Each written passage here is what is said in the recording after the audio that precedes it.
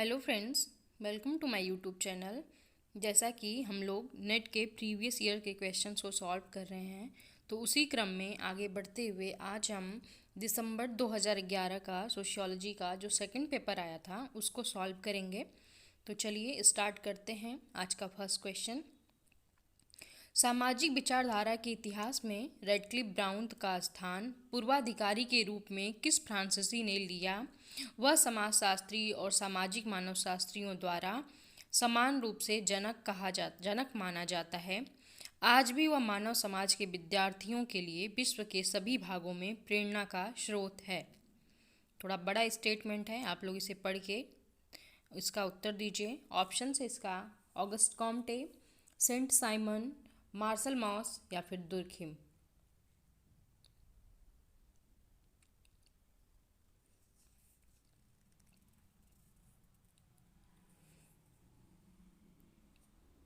तो इस क्वेश्चन का जो राइट आंसर है वह है ऑप्शन डी, दुर्खिम। चलिए नेक्स्ट देखते हैं। सत्य कथन पहचानिए। सोसाइटी नामक पुस्तक के लेखक मैकाइवर एम पेज हैं।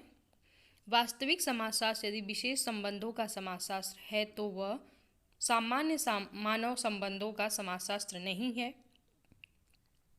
समाजशास्त्र सामूहिक प्रतिनिधानों का अध्ययन है, यह कथन मार्क्स का है। या फिर मैक्स वेबर के अनुसार समाजशास्त्र केवल सामाजिक संबंधों का अध्ययन है। तो इसमें से बताना है कि कौन सा सही कथन है। तो इस क्वेश्चन का जो राइट आंसर है वह है ऑप्शन ए। सोसाइटी नामक पुस्तक के लेखक हैं मैकाइवर एंड पेज। इंपॉर्टेंट पुस्तक क्या है ये। बाकी ये तीनों कथन रॉन्ग है। अगला क्वेश्चन है, निम्न में से कौन सा कथन विज्ञान के रूप में समाजशास्त्र के लिए त्रुटिपूर्ण नहीं है? ऑप्शन हैं लोगों का सामाजिक परिवर्तन के प्रति प्रतिरोध, समाजशास्त्रीय अध्ययन में वैज्ञानिक नियमों को लागू करने में किसी की भी रुचि नहीं है, स्वजातिवाद या फिर पारिभाषिक अदक्षता। तो बताना है कि इसमें से कौन सा कथन है जो गलत नहीं है।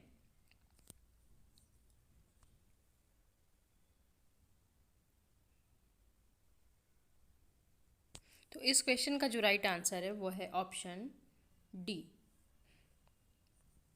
नेक्स्ट है, निम्न में से अनुपयुक्त क्या है? समाजशास्त्री और सामाजिक मानवशास्त्री उन समाजों का चयन करते हैं जिनमें भिन्नता अधिक प्रकट होती है बनस्पति रूपताओं के, क्योंकि ऑप्शंस हैं उद्देश्य और क्षेत्र के अंतर के कारण, ऐतिहासिक कारणों के कारण, इनकी विषय वस्तु में अंतर के कारण या फिर इनकी पद्धति और उपागम में अंतर के कारण।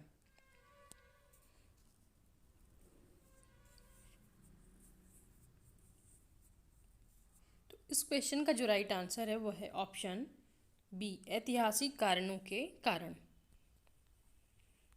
नेक्स्ट क्वेश्चन है, समुदाय का अर्थ सामाजिक प्राणियों के ऐसे समूह से समझा जाना चाहिए जो सामान्य जीवन व्यतीत करता हो।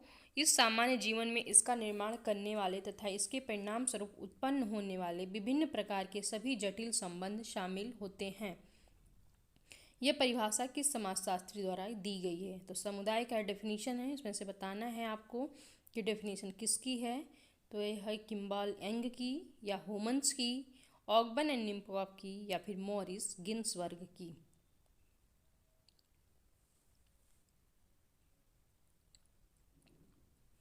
तो इस क्वेश्चन का जो राइट आंसर है वो है ऑप्शन डी, मॉरिस गिन्सबर्ग।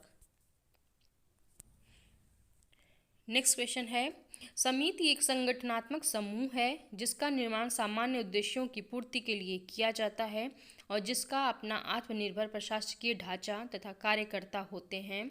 यह परिभाषा किस विद्वान से संबंधित है? ऑप्शंस हैं Bogardus, MacIver and Page, Morris Ginsberg या फिर फेयर चाइल्ड।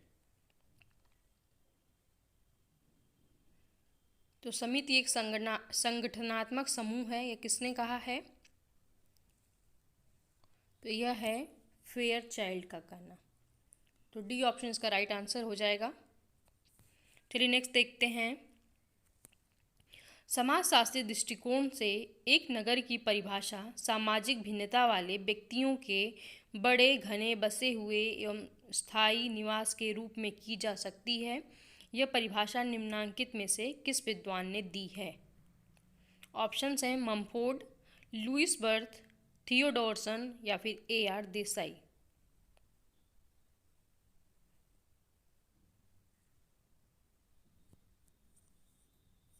इस क्वेश्चन का जो राइट आंसर है वो है option B, Louis Wirth. Important है ये।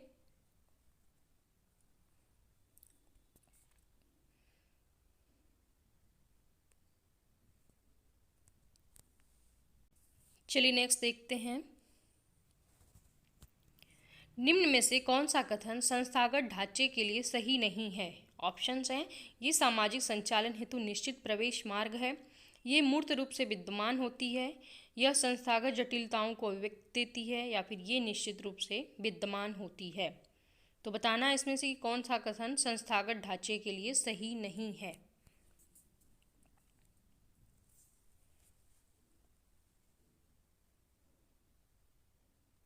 तो इस क्वेश्चन का जो राइट आंसर है वो है ऑप्शन डी, ये अनिश्चित रूप से विद्यमान होती है, यह सही नहीं है।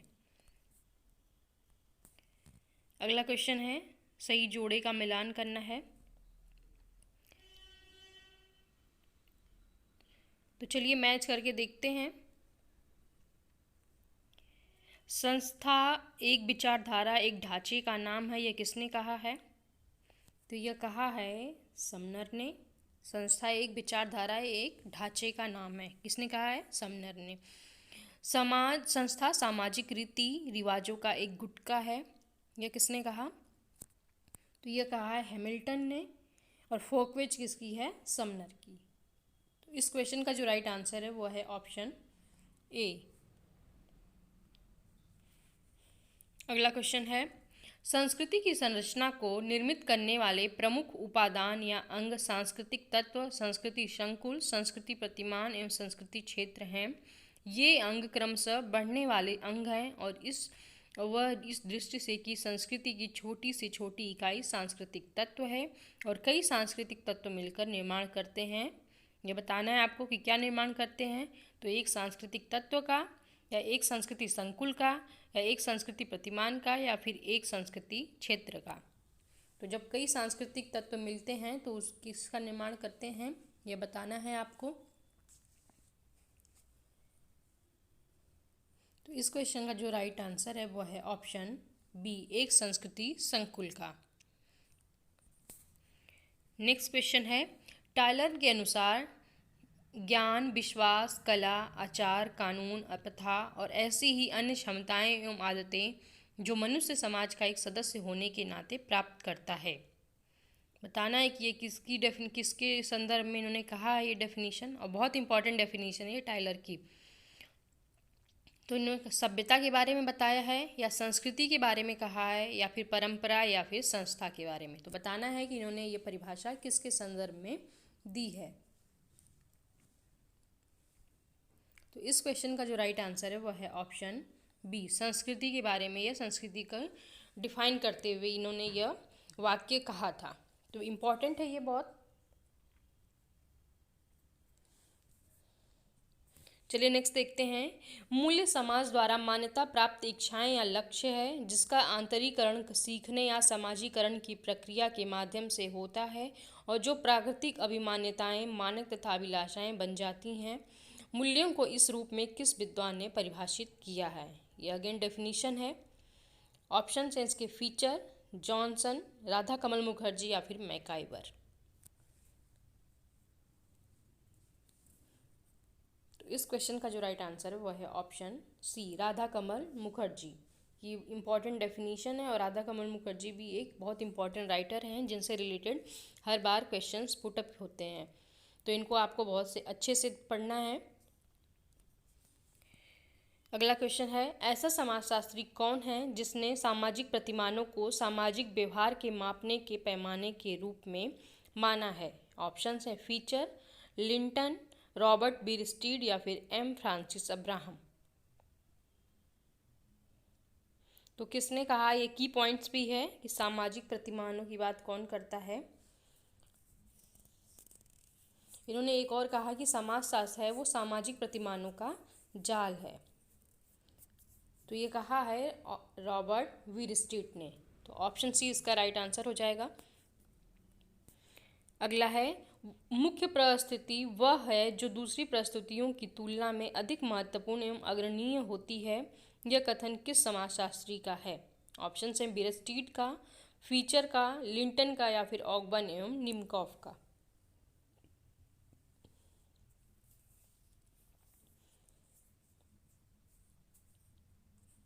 तो यह कथन है वीरस्ट्रीट का। ऑप्शन ए इसका राइट आंसर हो जाएगा। नेक्स्ट क्वेश्चन है, वह प्रक्रिया जिसमें कोई व्यक्ति एक विश्वविद्यालय का वाइस चांसलर बना है में पहले वह एक विद्यार्थी बनता है, एमए तथा पीएचडी भी करता है और फिर एक प्राध्यापक, फिर रीडर तथा प्रोफेसर एवं विभागाध्यक्ष बनता है, तत्पश्चात वह वाइस चांसलर बन जाता है। यह एक उदाहरण है। ऑप्शन से परिस्थिति प्रतिमान का, भूमिका प्रतिमान का, सामाजिक संरचना का या फिर परिस्थिति श्रृंखला का। तो ये देखिए किस प्रकार एक विश्वविद्यालय में कोई व्यक्ति है जो इस क्रम से अलग अलग पोस्ट को धारण करता है। तो बताना है कि यह प्रक्रिया क्या कहलाती है। तो इस क्वेश्चन का जो राइट आंसर है वह है ऑप्शन डी, परिस्थिति श्रृंखला। इसमें कई प्रकार की परिस्थितियां हैं जिनको हम कहते हैं परिस्थिति श्रृंखला। नेक्स्ट है, कथन और कारण से संबंधित क्वेश्चन लग रहा है ये। आगामी प्रश्नों में दो वक्तव्य हैं, एक को कथन ए तथा दूसरे को कारण कहा गया है। आपने दोनों वक्तव्यों का सावधानीपूर्वक परीक्षण करना है और निर्णय लेना है कि क्या कथन ए और कारण आर पृथक पृथक सही हैं, और यदि ऐसा है तो क्या कारण कथन का सही स्पष्टीकरण है। इन कूटों की सहायता से चुनिए। अच्छा, ये कूट दिए गए हैं, इसके क्वेश्चंस नीचे हैं। तो है, पहला है, संस्कृति अमूर्त है, कथन है इसका, और इसका कारण है, एक संस्कृति व्यवहार में व्यक्त होती है और व्यवहार के परिणामों में, किंतु न वह स्वयं व्यवहार है और न उसका साकार परिणाम। तो बताना है इसमें से कि कौन सा ऑप्शन इसका राइट आंसर हो जाएगा। तो इस क्वेश्चन का जो राइट आंसर है वह है ऑप्शन ए और आर दोनों सही है और आर ए का सही स्पष्टीकरण है। तो ए ऑप्शन इसका राइट आंसर है। नेक्स्ट है, इसी कूट में से दूसरे क्वेश्चन का भी चयन करना है। तो आप लोग ऊपर का ऑप्शन देख लिया होगा, मैं नीचे का दिखाती हूँ आपको क्वेश्चन। कथन है इसका, एक कक्ष निरीक्षक जब परीक्षा भवन में अपने घनिष्ठ मित्र के पुत्र को नकल करते देखता है तो वह उलझन में पड़ जाता है और बेचैनी महसूस करता है। इसका कारण है, भूमिका द्वंद्व की स्थिति तब उत्पन्न होती है जब किसी परिस्थिति के पदधारी से एक विशेष भूमिका निभाना अपेक्षित हो और वह उस दूसरी भूमिका का विरोधी हो जो कि उसे उसी समय में निभानी है। तो बताना है कि इसमें से कौन सा ऑप्शन सही है।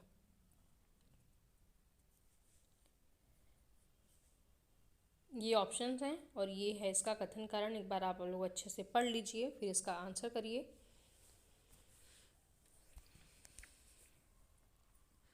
तो इस क्वेश्चन का भी राइट आंसर है ऑप्शन ए और आर दोनों सही है और आर ए का सही स्पष्टीकरण है। चलिए नेक्स्ट देखते हैं, आधुनिक राज्य का क्षेत्र क्या है। ऑप्शंस हैं, नातेदारी की सीमा बताना जिसके अंतर्गत विवाह निषिद्ध होता है, तलाक के नियमों का नियमन करना, तलाक के लिए आयु तय करना या फिर ये सभी। तो बताना है कि आधुनिक राज्य का क्षेत्र कहाँ है।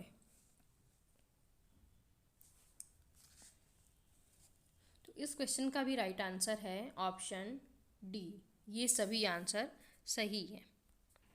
नेक्स्ट है, निम्नांकित में से व्यक्ति की आर्थिक क्रियाओं को कौन बहुत अधिक प्रोत्साहित नहीं करता है। ऑप्शंस हैं, उद्यमिता की भावना, आसपास के खतरे, भोजन की खोज या फिर पशुओं का पालन। तो कौन सा है जो व्यक्ति की आर्थिक क्रियाओं को अधिक प्रोत्साहित नहीं करता है।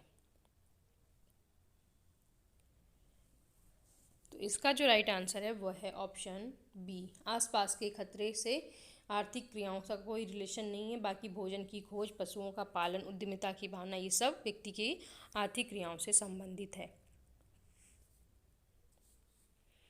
नेक्स्ट है सुमेलित करना है। एक तरफ पुस्तकों के नाम दिए गए हैं, दूसरी तरफ राइटर्स के नाम हैं। तो नीचे दिए गए कूट में देखकर आपको सही आंसर बताना है।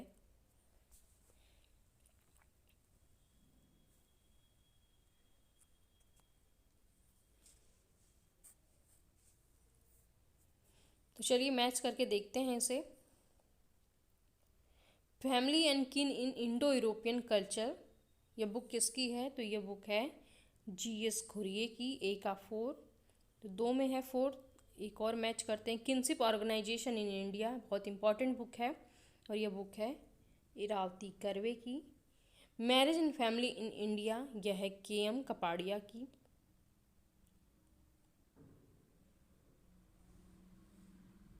और family and kinship study of the pandits of rural Kashmir, यह है T.N. मदान की।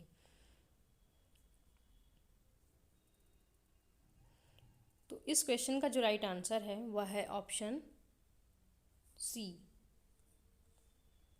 नेक्स्ट क्वेश्चन है सामाजिक परिवर्तन के लिए आर्थिक कारणों को प्रभावित करने वाला प्रमुख तत्व है। ऑप्शंस हैं उपभोग की प्रवृत्ति, उत्पादन का स्वरूप, आर्थिक नीतियां या फिर ये सभी। तो कौन सा कारण है जो सामाजिक परिवर्तन के आर्थिक कारणों को प्रभावित करता है? तो इसका जो सही उत्तर है वह है ऑप्शन डी। ये सभी कारण हैं जो आर्थिक कारणों को प्रभावित करते हैं। नेक्स्ट है सुमेलित करना है फिर से। तो चलिए सुमेलित करते हैं। एक तरफ सामाजिक स्तरीकरण के बारे में कहा गया, दूसरी तरफ विद्वानों के नाम हैं, उनको मैच करना है। शक्ति, विशेषाधिकार, प्रतिष्ठा सिद्धांत, प्रकार्यात्मक सिद्धांत, संघर्ष सिद्धांत और सामाजिक स्तरीकरण के स्वरूप। तो चलिए मैच करके देखते हैं।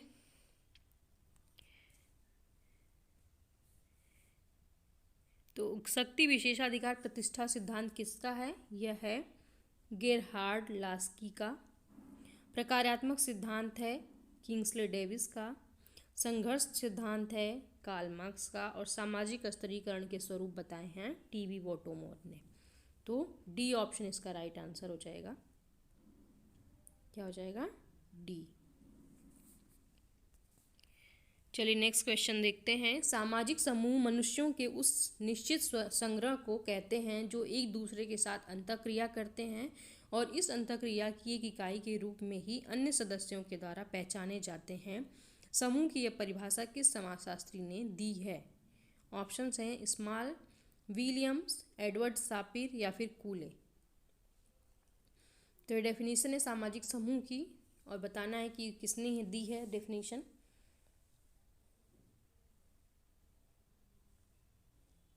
तो इसका जो राइट आंसर है वो है ऑप्शन बी, विलियम्स। अगला क्वेश्चन है निम्नलिखित में से उस विशेषताओं को चुनना है जो प्राथमिक समूह से संबंधित नहीं है।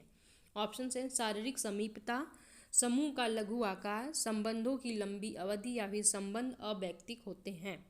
तो बताना है कि प्राथमिक समूह की कौन सी विशेषता इसमें से नहीं है। तो चलो देखते हैं। शारीरिक समीपता होती है, लघु आकार होता है प्राथमिक समूह का, संबंधों की अवधि लंबी होती है लेकिन संबंध अवैयक्तिक नहीं होते हैं। तो डी ऑप्शन इसका राइट आंसर हो जाएगा, ऑप्शन डी। नेक्स्ट क्वेश्चन है कौन सा कथन सही है? समूह के निर्माण के लिए कम से कम 10 व्यक्तियों का होना आवश्यक है। परिवार एवं मित्र मंडली प्राथमिक समूह के उदाहरण है। समनर ने प्राथमिक एवं द्वितीयक समूह का वर्गीकरण प्रस्तुत किया है। और फिर द्वितीयक समूह में सदस्यों के संबंध वैयक्तिक होते हैं। तो बताना है कि इसमें से कौन सा कथन सही है।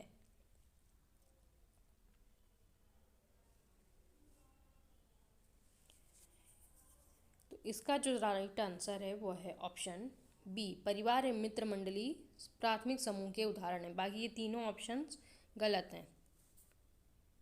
समनर ने अंतर समूह समूह की बात करते हैं। द्वितीयक समूह में सदस्यों के संबंध वैयक्तिक नहीं होते हैं, अवैयक्तिक होते हैं। और समूह निर्माण के लिए कम से कम 10 व्यक्ति नहीं, कम से कम 2 व्यक्ति का होना ही समूह निर्माण के लिए काफ़ी है। चलिए नेक्स्ट क्वेश्चन देखते हैं। एक निम्न समूह के लड़के का उच्च समूह की लड़की से विवाह को कहते हैं? प्रतिलोम विवाह, अनुलोम विवाह, गोत्र बहिर्विवाह या फिर प्रवर बहिर्विवाह।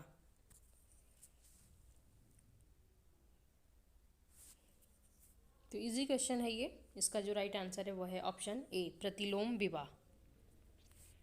अगला क्वेश्चन है, निम्नलिखित में से कौन सा वाक्य परिवार के कार्यों में होने वाले परिवर्तन से संबंधित नहीं है? ऑप्शंस हैं, परिवार में मनोरंजन का घटना व क्लबों में इस हेतु जाना, परिवार में नियंत्रण शक्ति का कम होना, परिवार द्वारा पूजा पाठ धार्मिक उत्सवों को कम करना, या फिर पति पत्नी के पारस्परिक संबंधों में घनिष्ठता एवं आत्मीयता में कमी आना। तो इसमें से बताना है कि परिवार के कार्यों में किस प्रकार का परिवर्तन नहीं हुआ है। तो इसका जो राइट आंसर है वह है ऑप्शन डी। चलिए नेक्स्ट देखते हैं। निम्नलिखित में से सत्य कथन छांटिए। बाजार के लिए प्रतियोगिता का होना आवश्यक नहीं है। जब वस्तुओं का क्रय विक्रय नमूनों के द्वारा किया जाता है तो उसे विशिष्ट बाजार कहते हैं। जिसमें सोना चांदी जैसे धातुओं का क्रय विक्रय होता है उसे स्कंद बाजार कहते हैं। या फिर जिसमें क्रेताओं विक्रेताओं की संख्या कम हो, जिसमें प्रतिस्पर्धा का अभाव हो, वस्तुओं के मूल्यों में अंतर हो तो उसे अपूर्ण बाजार कहते हैं। तो बताना है कि कौन सा कथन सही है इसमें से।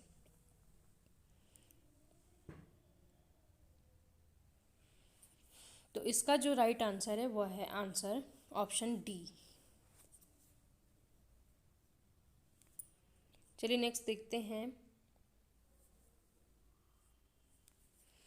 भारतीय जाति व्यवस्था निम्नलिखित में से किस प्रकार के स्तरीकरण का उदाहरण है? बंद स्तरीकरण, खुला स्तरीकरण, जागीरें या फिर ये सभी। तो बताना है भारतीय जाति व्यवस्था है वो किस प्रकार के स्तरीकरण में आती है। तो इजी है ये। तो इसका जो राइट आंसर है वह है ऑप्शन ए, बंद स्तरीकरण। नियोजन लक्ष्य। अगला क्वेश्चन है, नियोजन लक्ष्यों के प्राप्ति के लिए एक बेहतर साधन है और मानवीय क्रियाओं की उद्देश्यपूर्ण दिशा है। यह परिभाषा किसने दी है? गुरनाल मिंडल, त्रिलोक सिंह, ग्रिफिन तथा इनास या फिर ऑगवन। तो नियोजन लक्ष्यों की प्राप्ति के लिए एक बेहतर साधन है और मानवीय क्रियाओं की उद्देश्यपूर्ण दिशा है। किसने कहा है ये? तो इसका जो सही उत्तर है वह है ऑप्शन सी, ग्रिफिन तथा इनास। नेक्स्ट क्वेश्चन है, यदि समाज सुधारक ने इस आंशिक ढांचे के जिसमें कि वह परिवर्तन लाना चाहता है अप्रकट प्रकारों और प्रकारों को ध्यान में रखे बिना ही समाज सुधार का सुझाव दिया तो वह अधिक फलदायी नहीं होगा। सामाजिक योजना का ठोस आधार समाज की यथार्थ कार्य प्रणाली का ज्ञान है। कोरा आदर्शवाद न केवल निष्प्रभावी होता है वरन हानिप्रद भी। इस कथन से अप्रकट तथा प्रकारों का महत्व स्पष्ट होता है। यह कथन किस समाजशास्त्री से संबंधित है?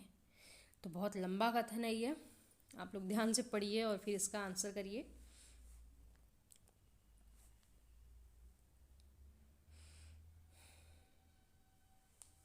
तो चलिए देखते हैं इसका आंसर क्या है। इसका जो सही आंसर है वह है ऑप्शन डी, मर्टन का कथन है ये। इतना बड़ा कथन है ये, मर्टन का है। नेक्स्ट क्वेश्चन है, व्यक्तित्व, संस्कृति और सामाजिक व्यवस्था, सामाजिक क्रिया के इन तीनों पक्षों का उल्लेख किसी समाजशास्त्री ने किया है? ऑप्शन है पार्सन्स, दुर्खीम, डेविस या फिर परेटो। तो इजी क्वेश्चन है लेकिन बहुत ज़्यादा इम्पॉर्टेंट है और कंफ्यूज कर देता है ये एग्ज़ाम में। तो इसको आपको अच्छे से लर्न करके रखना है। तो इसका है ऑप्शन ए, राइट आंसर है। पार्सन्स ने यह बताया है, व्यक्तित्व, संस्कृति और सामाजिक व्यवस्था। नेक्स्ट क्वेश्चन है, प्रतीकात्मक अंतःक्रियावाद भी इसमें से कौन सी विशेषता नहीं है? मानव समाज का निर्माण व्यक्तियों द्वारा होता है जिसमें स्व या आत्म होता है। व्यक्ति क्रियाओं का निर्माण स्व की सूचना के आधार पर एक चरणबद्ध रूप में होता है। समूह की या सामूहिक क्रियाएं व्यक्तिक क्रियाओं के संयोग से ही होती हैं या फिर मानव इन क्रियाओं के आधार पर अंतःक्रिया करता है जिनको वह सामान्य अर्थ प्रदान करता है। तो बताना है कि इसमें से कौन सी विशेषता नहीं है प्रतीकात्मक अंतःक्रियावाद की।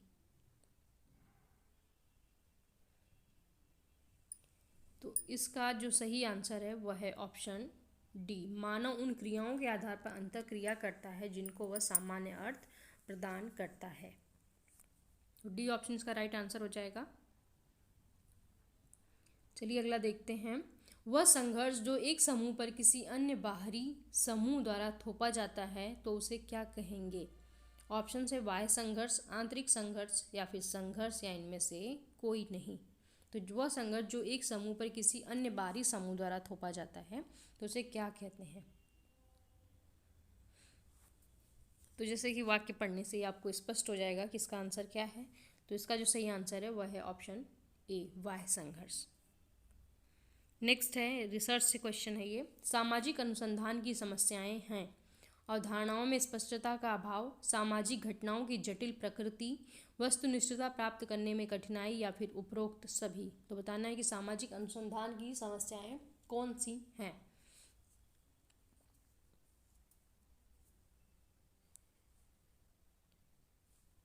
तो इसका जो सही आंसर है वह है ऑप्शन डी।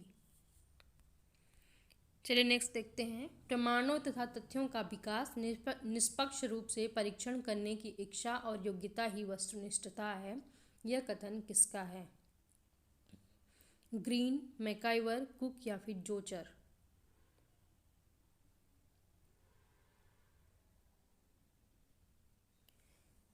तो यह कथन है ग्रीन का। ए ऑप्शन इसका राइट आंसर हो जाएगा।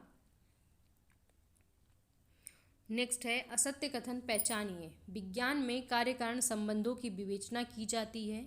विज्ञान के सिद्धांत सार्वभौमिक होते हैं। विज्ञान में भविष्यवाणी करने की क्षमता नहीं होती है। या उपरोक्त में से कोई नहीं। तो बताना है कि इसमें से कौन सा कथन है वह गलत है।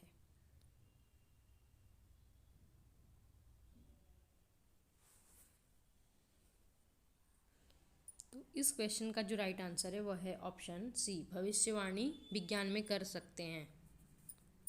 नेक्स्ट है मोजर ने सामाजिक सर्वेक्षण के क्षेत्र को कितने भागों में बांटा है? 3, 4, 5 या फिर 6।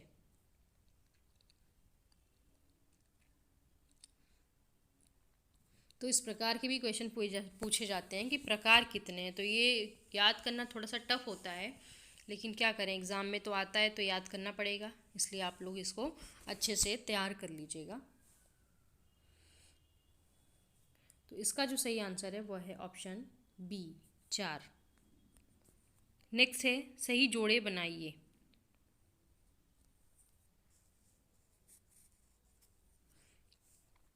तो जिसमें से मैच करना है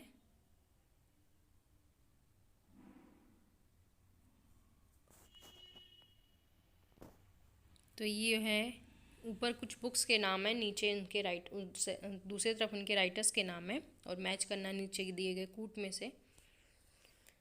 तो ये क्वेश्चन थोड़ा बड़ा हो जाएगा, ऑप्शन इसका दिख नहीं रहा। तो चलिए इसका आंसर मैं लगा देती हूँ, आप लोग वीडियो पॉज करके सही आंसर लगा लीजिएगा।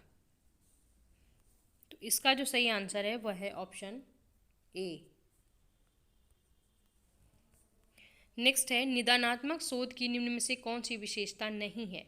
ऑप्शंस हैं प्रथम चरण प्राकल्पना का निर्माण और उसी के आधार पर अध्ययन का संचालन है। दूसरा चरण सामाजिक व्यवस्था व सामाजिक संबंधों से उत्पन्न सामाजिक समस्याओं को तत्काल दूर करने या उपचार की खोज करने से संबद्ध होता है।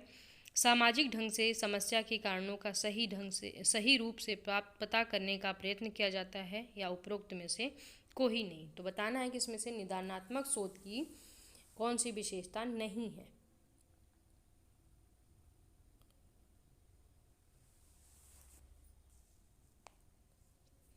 तो इसका जो सही आंसर है वह है ऑप्शन सी, सामाजिक ढंग से समस्या के कारणों का सही रूप में पता करने का प्रयत्न किया जाता है। यह इसकी विशेषता नहीं है। अगला क्वेश्चन है, यह कथन किस विद्वान का है कि जब हम जानबूझकर अपनी विचार शक्तियों को स्वीकार करते हैं और अपने अनुसंधान के क्षेत्र को सीमित करके त्रुटियों की संभावना को कम करने का प्रयास करते हैं? पीएच मन, प्रभु, कालिया या फिर लुंडबर्ग।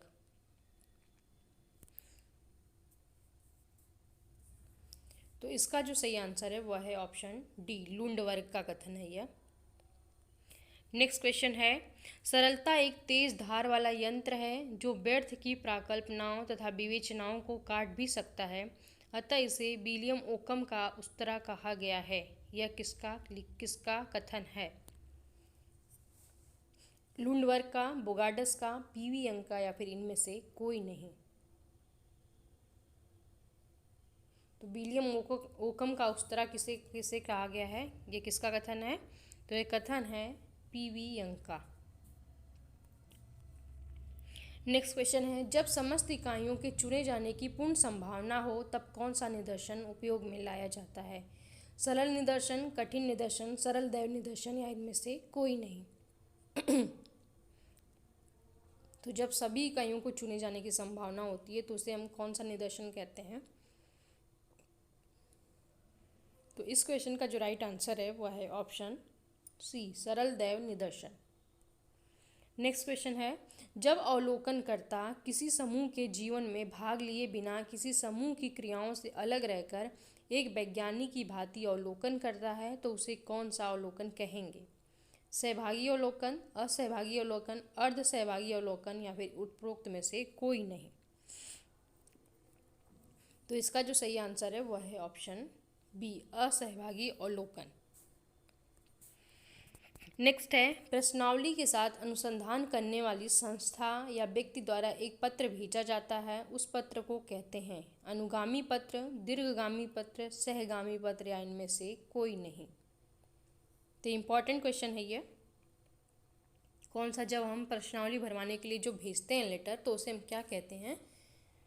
तो उसे कहते हैं सहगामी पत्र। सी ऑप्शन इसका राइट आंसर हो जाएगा। नेक्स्ट देखते हैं, व्यक्तिक अध्ययन पद्धति किसी एक सामाजिक इकाई, चाहे वह एक व्यक्ति, एक परिवार, एक संस्था या फिर एक सांस्कृतिक समूह अथवा संपूर्ण समुदाय क्यों न हो, उसके जीवन की खोज तथा विश्लेषण की पद्धति है। यह कथन किस विद्वान का है? ऑप्शन हैं जोचर, लीप्ले, पीवी यंग या फिर गुडे व हार्ट।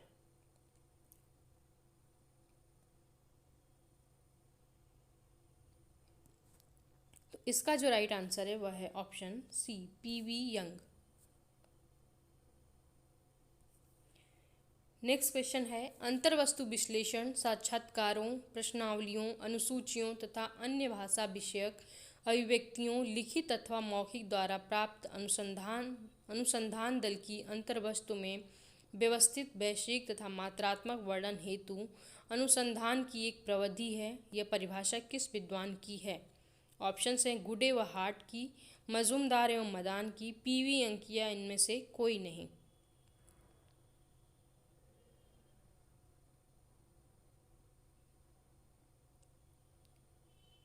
तो इस क्वेश्चन का जो राइट आंसर है वह है ऑप्शन सी, पीवी यंग का। अगला क्वेश्चन है, व्यक्तिक तथ्य तथा सामूहिक तथ्य किस तथ्य के दो प्रकार हैं? संख्यात्मक तथ्य, गणनात्मक तथ्य, सामूहिक तथ्य, उपरोक्त में से कोई नहीं। तो बताना है कि व्यक्तिक तथ्य तथा सामूहिक तथ्य किस तथ्य के दो प्रकार हैं? तो इसका जो राइट आंसर है वह है ऑप्शन ए, संख्यात्मक तथ्य के। नेक्स्ट है, वह कौन सी श्रृंखला है जिसमें एक वर्ग की ऊपरी सीमा की संख्याएं उसी वर्ग का भाग नहीं होती वरन उससे अलग वर्ग का भाग होती हैं? समावेशी श्रृंखला, खंडित श्रृंखला, अपवर्जित श्रृंखला या फिर अखंडित श्रृंखला।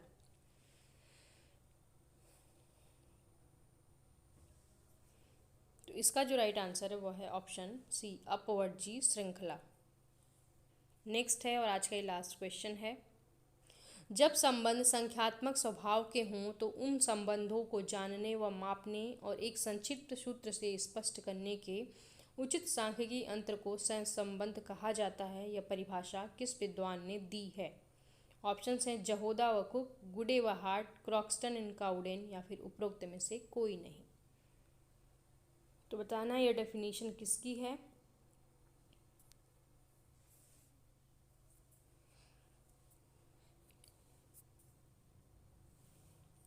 तो डेफिनेशन है क्रॉक्सटन एवं काउडेन की। तो सी ऑप्शन इसका राइट आंसर हो जाएगा। तो ओके फ्रेंड्स, आज का ये लास्ट क्वेश्चन था और आज हमने नेट के एग्ज़ाम में जो दिसंबर 2011 में क्वेश्चन पेपर आया था सेकंड पेपर का, उसको सॉल्व कर लिया है। थर्ड पेपर भी हम कराएंगे इसमें, क्योंकि पहले जो थर्ड पेपर और सेकंड पेपर दो पेपर होते थे, तो थर्ड पेपर वाले प्रीवियस ईयर के क्वेश्चन भी मैं कराऊंगी। तो आप लोग प्लीज़ बताइएगा कि आपको ये वीडियो कैसी लगी, ये वीडियो आपके लिए हेल्पफुल है कि कैसी है। आप लोग इसका फीडबैक दीजिएगा। और अगर आपको वीडियो ये अच्छी लगी तो प्लीज़ वीडियो को लाइक करिए और चैनल को सब्सक्राइब कर लीजिए, जिससे आगे आने वाली वीडियो का नोटिफिकेशन आपको मिलता रहे। वीडियो देखने के लिए बहुत बहुत धन्यवाद।